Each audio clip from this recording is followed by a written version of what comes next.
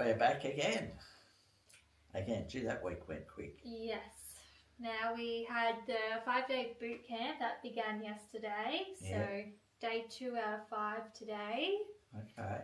We've got the Gold Monster 2000 training day on this Saturday. Wow. And that's my birthday. It is. So maybe you could come along and do some detecting. That's a busy week. It is a busy week. I bet not forget your birthday. Might be too busy. Might be. Yeah.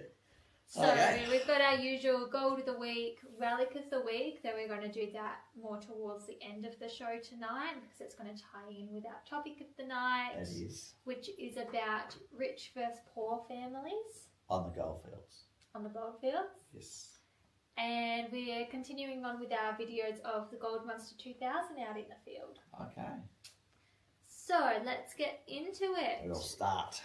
Gold of the Week. What do you have? I didn't take a photo of this, but you have to hold that up to the camera a bit. Just a little bit there. I'm going to go take it up. Yeah. It's actually 7.5 grams.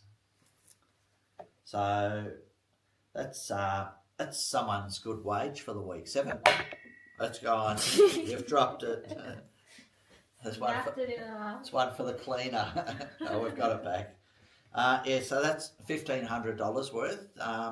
Fairly rough nugget actually. So if I found something like that, I'd be fairly excited. Close to the source. Yeah. Bit of quartz in there, just a little bit, not much. But yeah, close to the source. I'd be excited. Prospector that found that. We'll see what else he turns up. But it's hard to believe. $1,500 there. Crazy. Okay. And our top 5 best sellers for the week actually look fairly similar to last week. We have got the Miner's Moss in there at number 3 and the Gold Pen 14-inch at number 4. They're the 2 new ones, but Gold Monster 2000 is still way up the top. Yeah. Not a lot of gold pans there, is there? I'm not selling a lot of gold pans. Yeah, we had a phase maybe a month ago where it was quite gold pan related. But like someone said to me, I think the Gold Monster 2000s are going to take the gold panning sales away. Yeah. Because they're picking up the tiny, that small, tiniest of bits. Crazy. Yeah. Are the Gold Monster 2000s waterproof at all? The coil, yeah. Look, and you might use it in the creeks where there's crevices or slates going down the creek. Just use it in there to try and get a sound, you know. Yeah. I know some people are using them, they're putting it in the cracks, and if they get a little bit of a change, they're cleaning out the crack. Yeah. And then panning it off. Yeah. Yeah. It's not just bigger pieces, it's smaller pieces. I feel like the Gold Monster 2000s brought out like an entire new way of prospecting. Like people are pairing the Gold Monster 2000 up with the 6000. Like there's so many different ways to pair and divide and conquer sort of with it. Yeah. And look, I think we're the 2000s too. Like people are going to go over reefs that the other detectors may not hear that little tiny bit, but the Gold Monster 2000 is going to hear it, and that could open up things. Yeah. You know, so yeah, interesting. And speaking of, we'll go into our first video of the night of our next find at that location we were at last week in the videos. Okay.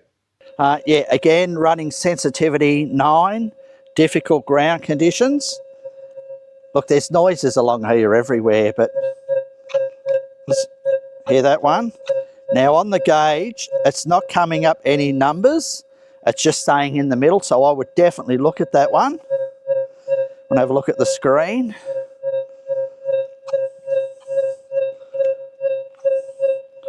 See, it's not moving up the top.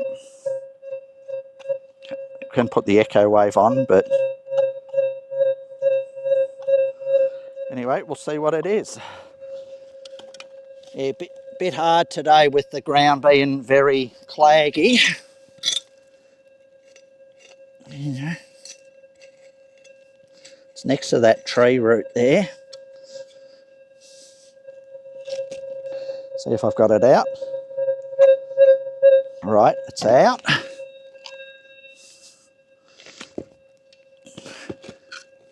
Try this. It's not in there.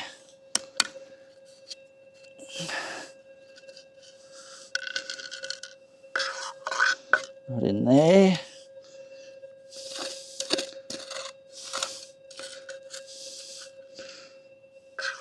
Not there. Not there. Always try the species. What we all dream of. So it's in there. Not in that one. Not in that one.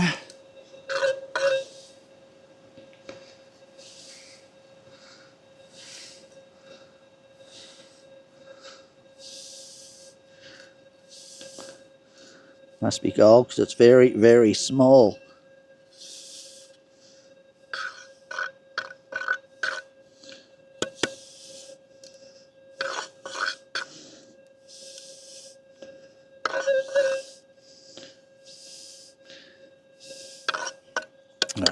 Shotgun pellet. Tiny little bird shot. But listen, I always say if you're getting pellets, you're going to get gold. Anyway, keep trying. The old birdshot. Talisha just asked me, what is birdshot? Birdshot is, it's your shotgun pellets, but they're very small. And they were used to shoot small birds, snakes, you know, that type of thing. Rats, yeah. And you're saying it was more of like a hobby shooting rather than... Yeah, well, I don't think I'd be eating a rat. You know, quail, they use, very fine shot for quail. Yeah. You know, so, snakes, I know people use, bird shot or rat shot is another, another little tiny pellet. Oh, well, can't say we dig up gold all the time. Yes, exactly. But that orangey red clay, you could see that little washway going down that track. Yeah. That's what I target. Yeah. So it's not only gold that falls in there, it's little shotgun pellets, little bird shots. So, yeah. Now, another find of the week, which was from Clint, who works in our Newcomb store. This was his find of the... Oops. What did he find? Oh, that was last week's. He found a lighter. So let me see if I can just quickly bring it up. Now, it's just a classic kind of Australian find, but it's really beautiful with the kangaroo sort of print on it. Oh, so here it is here. So yeah, you can see the kangaroo on there. It's got Australia. It's just a really beautiful relic. Yeah, good photo too. Yeah. Now, I'm assuming that it was found with his manticore, otherwise specked if it wasn't underground, but I know he owns a manticore, so that's what I'm assuming it was found with. Yeah. And interesting little find. Yes. I found early days, not cigarette lighters, but you find Vesta cases. They're like brass and they'll have patterns, or they can be silver with patterns. Yeah. And they had matches inside them and a little striker on the bottom, a little rough bit, and that's where you struck the match. But they call them Vesta cases. Yeah. Yeah. Very collectible. Still got some? I know there's one in the shop, and it's got the American Eagle with a big A. Yeah. Very early piece, but it's sort of like a purse. It's got these two flaps, but I'm missing the other side flap, so I've got to only show one side of it. Yeah. But I hunted high and low to try and find the other bit, but no luck. No luck. Now, in our newsletter this week, we highlighted that there are some new laws happening in Queensland where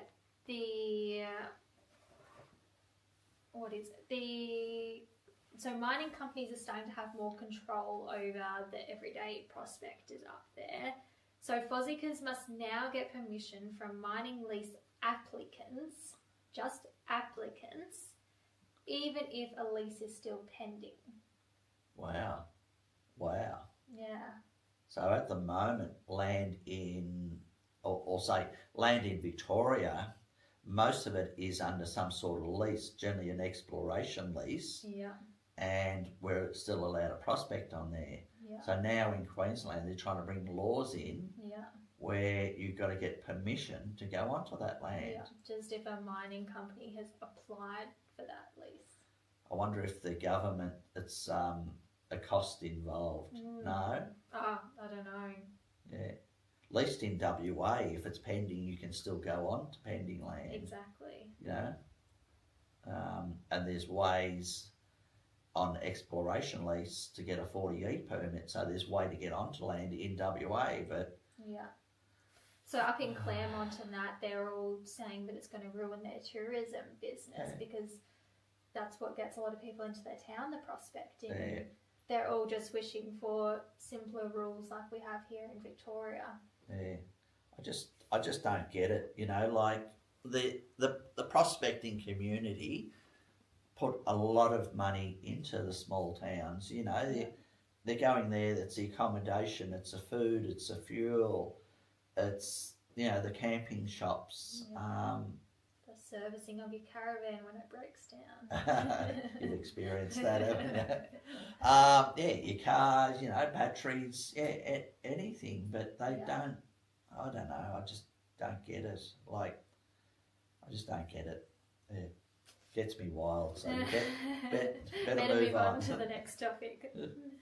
The product of the week are our CC picks. So we've got these pretty well stocked up. So they come in mini, long, small, medium, large, and extra large. These are just the regular. These are regulars or these are easy picks? Well, I was in the shop about a week ago and we had heaps of picks. And I went in there after the Melbourne, like we generally call in there Friday night to have a bit of a look. Yeah.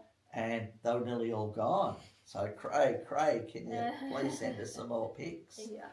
You know, and we took some from Geelong down to Melbourne, and they went like that. Yeah. So they're great pics. Yeah, great pics, good steel. Yeah. And I mentioned this. Yes. Okay. There's a new pick he's making. It is a thinner gauge steel. It's quite light, like. Yeah, it's nice. Yeah, feels nice, doesn't it? That'd be good to go with the Gold Monster. Yeah, and that's what it was designed for. Oh, okay. And nice bright orange. Can't lose it. I should have these on the tours because we lose the odd pick. But just a little bit lighter gauge steel. Yeah, great weld he does. But yeah, just feels nice. Still feels solid too. Yeah. I wonder if I'm going to be allowed to have them in Melbourne. Why? Oh, they've banned machetes. I might be banning these things next. Yeah. Maybe if you're walking down the street with Maybe. Yeah. That's the intent and what you're going to use it for. That's it. Yeah. Price, I don't really know the price yet because this is a prototype. Yeah. I know the newer ones, he said, it's going to be a little bit wider than this one. Yeah. Which will be good for scraping. But for the Gold Monster, that's all you need. Yeah. Because at the moment the minis are $110, so it might be somewhere around that price point. Yeah, it might be. And to be painted yellow, that's a really good bonus. Orange. Yeah, very sharp point on that. Look at that. Yeah. That's why they come. Damage. That's why they come with that little bit on the end there. Good idea. Yeah, doesn't go through your seat or your coil. Alright, our tip of the night is look for ironstone and quartz together. That combo is a golden handshake. Yep, and that's, like I say to people, if you know nothing about prospecting and you just want to go prospecting on new ground, anywhere you see quartz and ironstone, at least you're in that type of country where you've got a chance. Mm-hmm. Now, we've got some of our Gold Monster 2000 training days coming up. So, let's bring them up now. We've got Heathcote on the 22nd of November, which is this Saturday. Which is your birthday. Yes, my birthday. And then we've got Elaine on the 29th of November on a Saturday again. So yeah. we've got this Saturday at Heathcote, next Saturday at Elaine. Okay. So sort of catering to that Geelong and Melbourne. So these are to people that have purchased a Gold Monster 2000 off us, and yeah, they get a free training day. Look, guys, if you can't make it one of them days, don't panic, because there'll be another more next year. Yeah, another time, another place. And if you've bought a Gold Monster 2000 elsewhere, you can still come along and purchase this training day. Yeah, at a cost. Yeah. Yeah, it's just something that we throw in for nothing when they purchase one. Yeah. But yeah, we've had people coming down from, all over the place to buy them. I don't know if you see where they buy them from, but we've had them, from the eastern side of Melbourne, New South Wales. We had a bloke drive down from New South Wales. He didn't know whether he wanted a 6 or 2000. When he got down, he said, I'll take them both. You know? That's great. Echuca, we've had a people come down from Echuca, Ballarat, all over the place. Yeah. And a few people are trading in their gold as well to buy They are. 2000s. Yeah. Like, it's not much gold at all, is it? No, it's not. And that's something we do. If you want to trade in your gold for equipment, we do that, you know. Mount Gambier they've come from, just all over the place. Running everywhere. Everywhere. Phillip Island, you know. Yeah, no, it's good. So if you're not already signed up to the newsletter, I've put the QR code on the screen, or you can give us a call. And we do have the Lucky Strike Gold Facebook group, which is a private group where we've got all our prospector community posting their finds, which is a great little community of people. Yeah. All right, we'll go to our next video, which is finding something again this time with the Gold Monster 2000, still at that same location. Okay. So we're just working back up to the car, and there was a little target, very little. Hear that?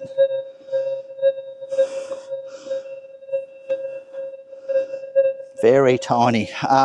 If I flick that across to normal ground balance,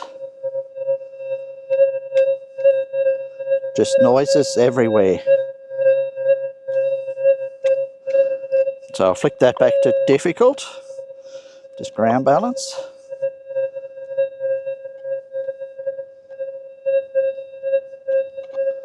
Just there. Not much of a noise.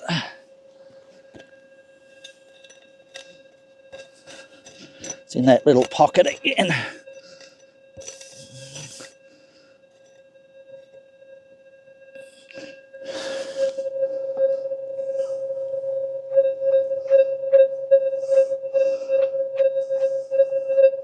That's a better sound now.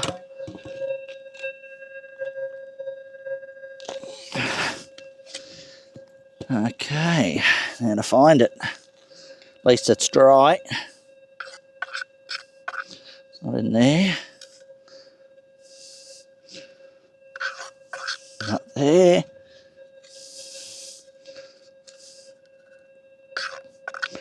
Not there.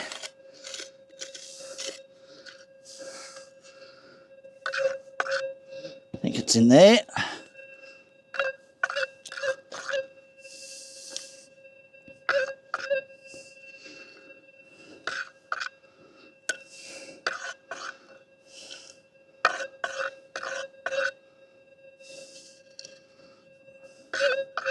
Might be in that clump.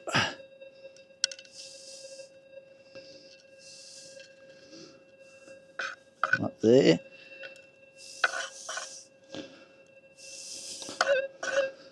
Gee.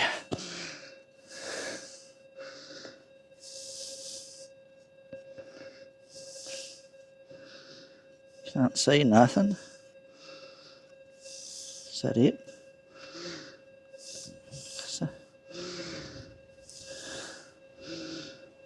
Yep.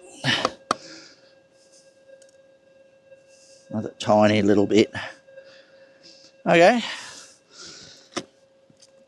see what else. So there's we've got one bit just out up there, one there, and one there, and 2 shotgun pellets. I think we got. We've been here what, probably 15 minutes. Yeah. Okay. Keep going. See what else we get. Yeah. Makes me want to go out detecting now. A bit hard in the dark, but it just wants me to go out. Yeah, that was gold. So I think we spent, it was only, what? Wasn't long at all. Wasn't long, 20 minutes maybe, and that's what we got. 3 bits. 3 bits and 2 pallets. Pallets. You know, not bad. No. Yeah. But it's again knowing where to go, where to put that coil. Yeah, where to spend your time. Yeah, exactly. Very good. But yeah, the hardest bit is trying to find them little bits, like